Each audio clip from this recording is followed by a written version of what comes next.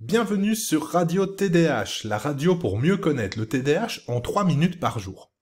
Aujourd'hui, je vous propose une revue de l'impact de l'âge et du sexe sur le diagnostic de TDAH. Cette recherche a été menée par Samuel Eddington et Julie Allison en 2022 et présentée lors du colloque virtuel de recherche de l'Université d'État de Pittsburgh. L'objectif de ce projet était de passer en revue la littérature sur le diagnostic de TDAH pour mieux comprendre comment l'âge et le sexe peuvent empêcher le diagnostic de TDAH. En effet, même si le TDAH peut affecter tous les types de personnes de la planète, la recherche s'est largement concentrée sur les symptômes observés principalement chez les jeunes garçons et plus spécifiquement encore sur le versant hyperactif. En effet, celui-ci est plus facilement perceptible que l'inattention. Cette inégalité dans l'attention accordée aux garçons, plutôt qu'aux filles ou même aux adultes, semble s'expliquer par le fait que dans la plupart des cas, ce sont uniquement des jeunes garçons qui sont hyperactifs. En effet, les filles souffrent plus régulièrement du type inattentif du TDAH. De même, des adultes qui ne semblent pas avoir été diagnostiqués dans l'enfance car ils ne montraient pas spécifiquement d'hyperactivité ou parce qu'ils avaient de très bonnes compensations souffrent également de ce TDAH. Cela a créé une forme de stéréotype du TDAH qui serait représenté par l'image d'un jeune garçon hyperactif et qui entrave alors la possibilité de diagnostic dans le reste de la population au travers de l'image transmise. Les résultats de leur recherche mettent en avant qu'il apparaît clairement qu'il existe un déséquilibre entre les travaux publiés étudiant des garçons et les travaux publiés étudiant spécifiquement des filles ou des adultes.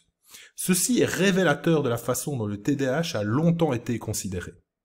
Cela a été attribué notamment à la différence de symptomatologie entre les sexes.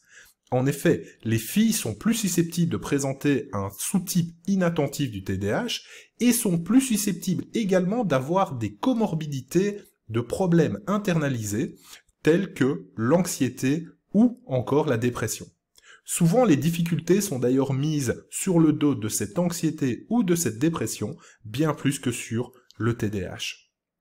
Les problèmes semblent exactement les mêmes dans la littérature vis-à-vis des adultes. Les symptômes d'hyperactivité tendent à diminuer progressivement avec l'âge, ce qui pourrait expliquer pourquoi aussi les diagnostics chez les adultes sont peu fréquents, tout comme ils le sont chez les filles. Les symptômes du TDAH chez les adultes peuvent également avoir un impact négatif sur les relations, sur les finances ou encore sur la réussite professionnelle. Ce retentissement pourrait souvent être attribué plutôt à la présence des comorbidités telles que les troubles anxieux, les troubles dépressifs ou des troubles de la personnalité, bien plus que sur le TDAH. En conclusion, bien que les filles et les adultes présentent des symptômes de TDAH, la nature peut être un peu plus subtile de ces symptômes a conduit à une inégalité d'attention, tant dans la recherche que dans les milieux cliniques. Il reste encore donc beaucoup de choses à faire pour attirer l'attention sur cette question et pour affiner les processus de diagnostic du TDAH.